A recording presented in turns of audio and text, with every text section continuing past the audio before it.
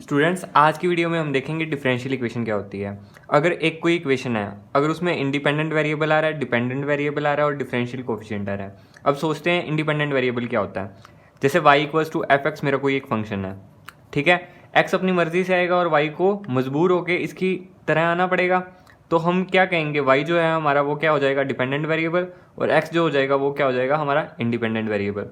अब कुछ एग्जांपल्स लेते हैं स्टूडेंट डिफरेंशियल इक्वेशन के, जैसे कि x d two y upon d x square plus y d y upon d x equals to 5। तो यहाँ पे x क्या है हमारा, वो हो गया इंडिपेंडेंट वेरिएबल, और डिपेंडेंट वेरिएबल y भी है। और डिफरेंशियल कोफिशिएंट क्या होते हैं, d y upon d x, d two y upon d x square, जो ये सब टाइप के होते हैं वो क्या होते हैं, हमारे डिफरेंशियल कोफिशिएंट होते हैं। तो यहाँ पे डिफरेंशियल कोफिशिएंट्स भी हैं, तो ये क्या होगी, हमारी डिफरेंशियल इक्वेशन होगी।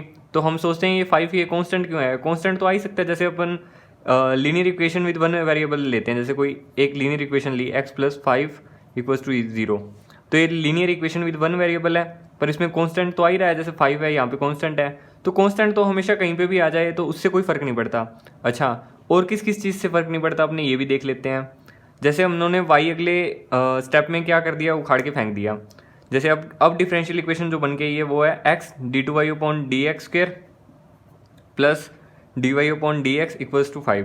यहाँ पे क्या है, डिपेंडेंट वेरिएबल है ही नहीं, y यानी कि है ही नहीं, ठीक है। पर यहाँ पे डिफरेंशियल कोफिशिएंट तो है, मतलब डिफरेंशियल कोफिशिएंट का होना जरूरी है। अगर डिपेंडेंट और इंडिपेंडेंट वेरिएबल ना भी है तब भी चल जाएगा। अगर डिफरेंशियल कोफिशिएंट ही नहीं है तो डिफरेंशियल इक्वेशन ही किस चीज़ की, है ना। जैसे अगर तीसरे एग्जाम्पल में देखें, यहाँ पे ना ही इंडिपेंडेंट वेरिएबल है और ना ही डिपेंडेंट वेरिएबल है, अभी भी ये डिफरेंशियल इक्वेशन मानी जाएगी, क्योंकि यहाँ पे डिफरेंशियल कोफिशिएंट तो जिंदा खड़े हैं ना, इसलिए। अच्छा, उसके बाद हम देखते हैं डिफरेंशियल इक्वेशन कितने टाइप की होती है। डिफरेंशियल इक्वेशन को हम जनरली दो टाइप्स में क्लासीफाई करते हैं, एक होता है ऑर्डिनरी डिफरेंशियल इक्वेशन और एक होता है पार्शियली डिफरेंशियल इक्वेशन। अच्छा, अभी तक आपको कोई भी डाउट नहीं आया होगा। अगर आपको अच्छा लग रही है वीडियो तो चैनल को लाइक शेयर सब्सक्राइब जरूर करें, जिससे हम और भी बेहतरीन से बेहतरीन कंटेंट आपके लिए क्रिएट कर सकें। अब देखते हैं ऑर्डिनरी डिफरेंशियल इक्वेशन क्या होता है। ठीक है स्टूडेंट्स, ऑर्डिनरी डिफरेंशियल इक्वेशन होता है जिसमें कि एक ही इंडिपेंडेंट वेरिएबल आया हो।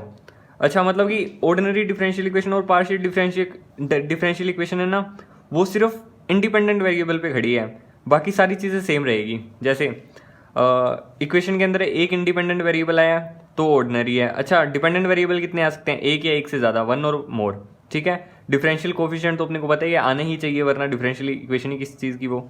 जैसे अब देखते हैं ये example, d y upon d x plus x square y equals to sine x. यहाँ पे क्या है, d y by d x आया हुआ है, ठीक है, और यहाँ पे x square y equals to sine x है। यहाँ पे देखो डिफरेंशिएशन जो रिस्पेक्ट में है वो क्या है, इंडिपेंडेंट वेरिएबल के रिस्पेक्ट में है, और वो एक ही है, यानी कि एक एक्स ही है।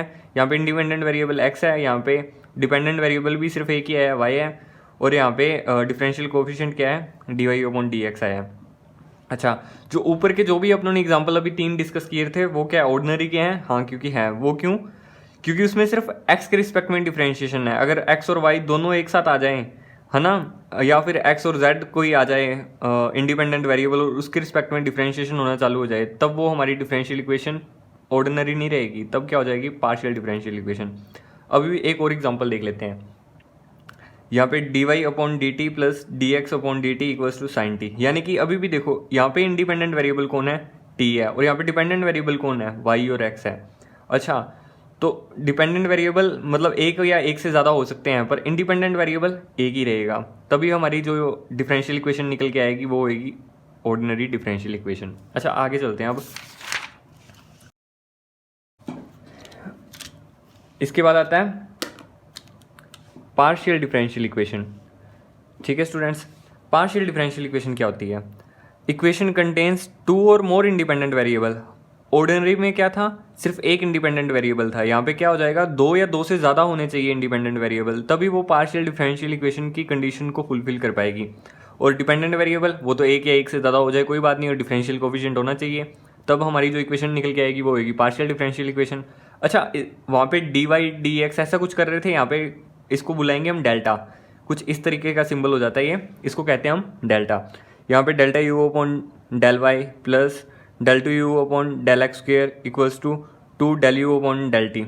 यहाँ पे क्या हो रहा है, यहाँ पे देखो एक x के रिस्पेक्ट में डिफरेंशिएशन चल रहा है, एक y के रिस्पेक्ट में डिफ्रेंशिएशन चल रहा है और एक t के रिस्पेक्ट में डिफ्रेंशिएशन चल रहा है। यहाँ पे इंडिपेंडेंट वेरिएबल अगर अपने से पूछे जाए कौन कौन से हैं तो यहाँ पे है x, y और t, और डिपेंडेंट वेरिएबल पूछ लिया जाए तो हमारे पास एक ही है, वो है u।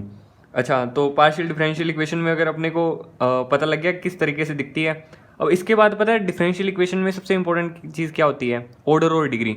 ऑर्डर और डिग्री नहीं पता ना, अपने को पता ही नहीं लगता डिफरेंशियल इक्वेशन ये सेकंड ऑर्डर है, थर्ड ऑर्डर है ना। तो आगे क्लासीफाई होएंगी जब डिफरेंशियल इक्वेशन के टाइप्स वगैरह, तब ऑर्डर और डिग्री अपना ज़्यादा रोल प्ले करेंगे।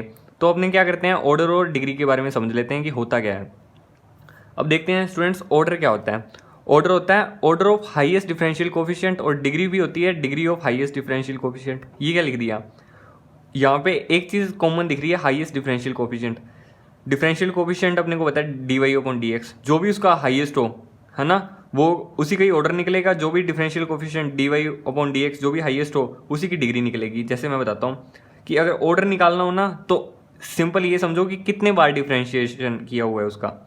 ऑर्डर निकालना हो तो कितने बार डिफरेंशिएशन हुआ है। और अगर डिग्री निकालनी हो तो हम ये देखेंगे कि उस जो सबसे ज़्यादा बार डिफरेंशिएशन हुआ उसकी कितनी पावर है। डिग्री मतलब पावर या इंडेक्स कह लो, है ना। जैसे dy/dx है, इसका ऑर्डर निकालना, ऑर्डर मतलब कि कितने बार डिफरेंशिएशन हुआ है। ये दिखने से पता लगता है सिर्फ एक बार डिफरेंशिएशन हुआ है। d2y/dx², यहाँ पे दिखने से ही पता लगता है कि ये कितने बार डिफरेंशिएशन हुआ है, 2 बार हुआ है। ठीक है स्टूडेंट्स, और इसके साथ एक एग्जांपल ले लेते हैं। जैसे d2y/dx² equals to 3x dy/dx की होल पावर 4 + 5, इसका ऑर्डर और डिग्री बतानी है। अच्छा, ऑर्डर और डिग्री किसकी बताएंगे, सबसे पहले हम ये ढूंढेंगे कि हाईएस्ट डिफरेंशियल कोफिशिएंट क्या है, मतलब जिसका हाईएस्ट डिफरेंशियल मतलब जो सबसे ज़्यादा बार डिफरेंशिएट हुआ हो। तो ये जैसे ये रहा, यहाँ पे हाईएस्ट डिफरेंशियल कोफिशिएंट अपने को ये दिख रहा है। अच्छा, ये कितने बार हुआ है, ये 2 बार हुआ है। और इसकी पावर कितनी है, पावर मतलब कि ऐसे ब्रैकेट लगा के ऊपर देखो पावर कितनी आ रही है, पावर इसकी 1 है। ना कि ये अपने को देखना था कि डिग्री यहाँ पे 4 हो जाएगी। डिग्री 1 होएगी, किसकी निकलेगी, हाईएस्ट डिफरेंशियल कोफिशिएंट की निकलेगी। ठीक है, इसी का ही ऑर्डर निकलेगा और इसी की क्या निकलेगी, डिग्री निकलेगी। स्टूडेंट्स, इतनी बात समझ में आई। अब आगे एग्जांपल पे और चलते हैं। जिनको अभी भी नहीं समझ आया तो वो ये समझें।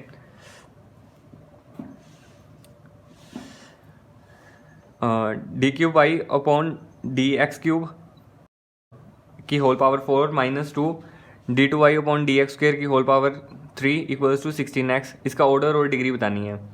तो हम क्या देखते हैं, ऑर्डर मतलब सबसे हाईएस्ट डिफरेंशियल कोफिशिएंट कौन सा है, अपने देखेंगे कि ये वाला है, क्योंकि ये 3 दिख रहा है यहाँ पे, है ना। तो ये इसका ऑर्डर मतलब 3 बार ही डिफरेंशिएट हुआ है, और इसकी डिग्री भी इसी की निकालेंगे, यानी कि इसकी डिग्री कितनी हो जाएगी, 4 हो जाएगी। अब ये देखते हैं, √1 + x² dy -√1 - y² into dy equals to 0 है। तो अपने को dy/dx तो कुछ दिख ही नहीं रहा पहले, तो हम ऑर्डर और डिग्री किसकी निकालेंगे। तो इसलिए अपने क्या करते हैं, dy/dx बनाने की कोशिश करते हैं। तो हम क्या करते हैं, dx से डिवाइड मार देते हैं बोथ साइड। तो यहाँ पे dx से डिवाइड करेंगे तो यहाँ पे dx आ जाएगा, यहाँ पे dx से dx कैंसिल आउट होकर 1 आ जाएगा, और 0 के नीचे dx करेंगे तो कोई उसका फ़ायदा नहीं है, 0 ही आएगा। अच्छा, तो अब अपने को यहाँ पे डिफरेंशियल कोफिशिएंट सिर्फ एक ही दिख रहा है। अब इसी का ऑर्डर और इसी की डिग्री बता के साइड होते हैं। ऑर्डर इसका कितना है, 1 है, और डिग्री इसकी कितनी है, 1 है। स्टूडेंट्स, अच्छा इतनी बात समझ में आई। इसके बाद अभी भी अगर अपने को डिग्री वगैरह कैलकुलेट करनी हो ना, डिफरेंशियल इक्वेशन की क्या करनी हो, डिग्री वगैरह कैलकुलेट करनी हो, तो हम क्या करते हैं, फ्रैक्शनल पावर फ्री कर देते हैं उस डिफरेंशियल कोफिशिएंट की। अच्छा, आगे समझाता हूँ ये क्या होता है जैसे। और एक सेकंड स्टेप और है कि अगर साइन के अंदर dy/dx आ गया, या कोस के अंदर डिफरेंशियल कोफिशिएंट, या e की पावर के अंदर, या ln की पावर के अंदर, तब हम क्या कह देंगे, डिग्री अनडिफाइन है। जैसे कि d2y/dx² इक्वल्स टू √1 + dy/dx का होल क्यूब, इसका ऑर्डर और डिग्री बतानी है। तो सबसे पहले अपने देखते हैं कि यहाँ पे क्या है, dy/dx के अंदर dy/dx के ऊपर क्या आ गया, स्क्वायर रूट आ गया। तो इसको क्या करना पड़ेगा, अपने को फ्री करना पड़ेगा, क्योंकि ये फ्रैक्शनल पावर है। अपने कभी भी स्क्वायर रूट को 1/2 लिख सकते हैं, और मैंने यही लिखा है कि before calculating degree of differential equation always make it free fractional power on differential coefficient. अच्छा, तो अपने फ्री करने के लिए क्या करेंगे, स्क्वेयरिंग कर देंगे बोथ साइड। तो स्क्वेयरिंग कर देंगे तो यहाँ पे स्क्वेयर हो जाएगा, और यहाँ से ये रूट हट जाएगा। तो यहाँ पे क्या बचेगा, 1 + dy/dx का होल क्यूब। और यहाँ पे ऑर्डर क्या निकल के आएगा, साफ साफ अपने को दिख रहा है, हाईएस्ट डिफरेंशियल कोफिशिएंट कौन सा है, ये वाला। ठीक है। तो इसका ऑर्डर, इसकी का ऑर्डर निकाल देंगे, इसी की डिग्री निकाल देंगे। ऑर्डर कितना हो जाएगा 2 और डिग्री कितनी हो जाएगी 2। ओके स्टूडेंट्स, अब आगे बढ़ते हैं। आगे एग्जांपल है 1 + x² into sine dy/dx + y = 5। अच्छा, तो इसका ऑर्डर और इसकी डिग्री बतानी है। तो हमें पता है ऑर्डर तो इसका यहाँ पे सिंपल सा दिख रहा है कि 1 हो जाएगा, और डिग्री क्या हो जाएगी, अनडिफाइन हो जाएगी। उसके बाद में एक फोर्थ पॉइंट आता है फॉर्मेशन ऑफ डिफरेंशियल इक्वेशन। अगर हमें कोई भी फंक्शन दे दिया जाए, तो उससे डिफरेंशियल इक्वेशन कैसे बनाएं। तो सबसे पहले हमें काउंट करना आना चाहिए arbitrary constant. Count number of arbitrary constant and differentiate given equation as many as time as arbitrary constant. यानी कि डिफरेंशियल इक्वेशन बनाने के लिए कोई भी फंक्शन दे दिया हमें आर्बिट्रेरी कांस्टेंट में, जैसे ये मान लेते हैं y = a e⁻, यहाँ पे स्टूडेंट्स x है, ये -x नहीं है, ठीक है, x + b e⁻⁻x। तो हमें क्या करना है, इसकी डिफरेंशियल इक्वेशन तैयार करनी है। तो हमें आर्बिट्रेरी कांस्टेंट a और b हमें कितने दिखे, 2 दिखे, 2 आर्बिट्रेरी कांस्टेंट दिखे। तो हम क्या करेंगे, उतने बार डिफरेंशिएट करेंगे जितने टाइम्स ये आर्बिट्रेरी कांस्टेंट है। कितने बार डिफरेंशिएशन करेंगे, उतने टाइम्स ही, मतलब ये 2 दिखे तो हम 2 बार इसका डिफरेंशिएशन करेंगे और हमें क्या मिल जाएगी, डिफरेंशियल इक्वेशन मिल जाएगी। कोई भी फंक्शन से डिफरेंशियल इक्वेशन बनानी आगे। अच्छा, स्टेप्स देख लेते हैं कैसे करेंगे। अब इसको एक्स के रिस्पेक्ट में अब डिफरेंशिएट, अभी यहाँ पे देखो फंक्शन ये अपने को पता है y यहाँ पे डिपेंडेंट वेरिएबल है और x यहाँ पे इंडिपेंडेंट वेरिएबल है। x की वैल्यू आएगी और y उस हिसाब से उसको परिवर्तन होना पड़ेगा उसके अंदर।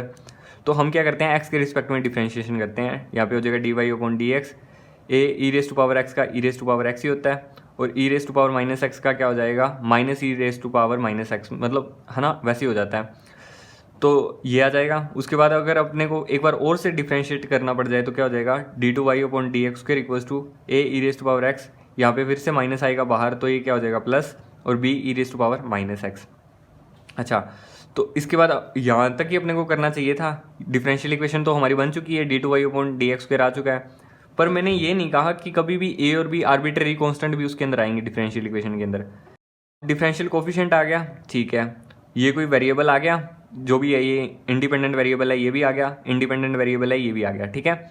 यहाँ पे डिपेंडेंट वेरिएबल नहीं है, कोई बात नहीं, तब भी डिफरेंशियल इक्वेशन होती। पर ये आर्बिट्रेरी कांस्टेंट डिफरेंशियल इक्वेशन के अंदर अलाउड नहीं है। तो हमें पता है कि ये क्या बन रहा है, a e⁻x + b e⁻−x, same as function जैसा बन रहा है। तो इसको कभी भी हम y लिख देंगे, तो हमारी डिफरेंशियल इक्वेशन हो जाएगी d2y/dx² = y। इसका मतलब ये नहीं है ये इसके जैसा दिख रहा था इसलिए y लिख दिया। इसका मतलब ये है कि हमें आर्बिट्रेरी कांस्टेंट रिमूव करने थे, उतने बारी डिफरेंशिएशन करके आर्बिट्रेरी किसी भी तरीके से रिमूव करने थे, तब हमारे पास जो बन के आएगी वो डिफरेंशियल इक्वेशन बनानी थी हमें। तो हमारे पास बन के आ गई ये डिफरेंशियल इक्वेशन, ये = दिस, है ना। तो इसके बाद सेकंड एग्जांपल और देखते हैं।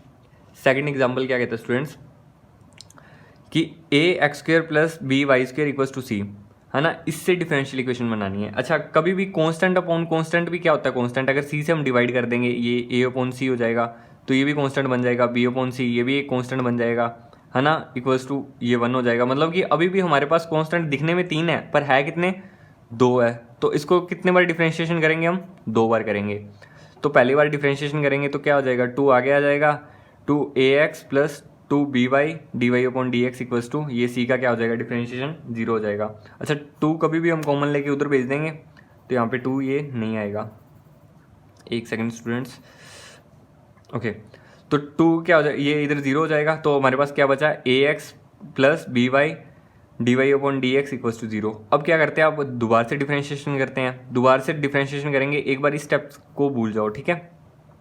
तो दोबारा से डिफरेंशिएशन करेंगे तो ax का कितना हो जाएगा, a हो जाएगा, by dy/dx का कितना हो जाएगा, पहले y का क्या हो जाएगा, dy/dx, तो ये कितना हो जाएगा, dy/dx का होल स्क्वायर।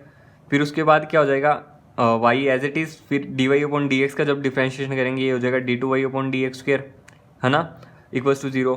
तो इसके बाद अभी भी हमारे पास क्या बच गए, कांस्टेंट बच गए। इसकी हेल्प से हम कुछ भी इसको कर नहीं पा रहे, तो क्या करो, जस्ट ऊपर वाले डेरिवेटिव के पास जाओ और उसकी हेल्प लो। वो कैसे लेनी है, उससे पहले अपने थोड़ा सा जो है वो सिंप्लीफाई कर लेते हैं। क्या कर लेते हैं, सिंप्लीफाई। तो अब हम क्या करते हैं, a को इस साइड लेके जाते हैं, तो क्या हो जाएगा, -a, ठीक है स्टूडेंट्स। और बाद में क्या करते हैं, हम b से डिवाइड कर देते हैं। b से जैसे ही हम डिवाइड कर देंगे तो क्या हो जाएगा, ये बचेगा और यहाँ से b कैंसिल आउट हो जाएगा, ठीक है। और ये कितना बचेगा, ये बचेगा, ये यहाँ पे लिख दिया और इक्वल्स टू माइनस a/b लिख दिया। जैसे ये लिख दिया, अब ऊपर वाले के पास हेल्प जाके मांगेंगे। ऊपर वाले से कैसे हेल्प लेंगे, ये जो ax है इधर आएगा तो ये क्या हो जाएगा, माइनस का ax। सोच के देखो, दिमाग में सोचो कि ax अगर इधर आएगा तो माइनस ax हो जाएगा। माइनस ax होने के बाद अगर जैसे हम b को डिवाइड में डालेंगे तो ये कितना हो जाएगा, माइनस ax/b, और x को वापस इधर ले आएंगे तो ये कितना हो जाएगा, y/x dy/dx equals to minus a/b। अब माइनस a/b की जगह कभी भी हम ये वैल्यू पुट कर सकते हैं। ये आगे वाले स्टेप में मैंने पुट कर दी और ये हमारी डिफरेंशियल इक्वेशन बन के तैयार है स्टूडेंट्स। ये हमारी क्या हो गई, डिफरेंशियल इक्वेशन होगी, ठीक है स्टूडेंट्स।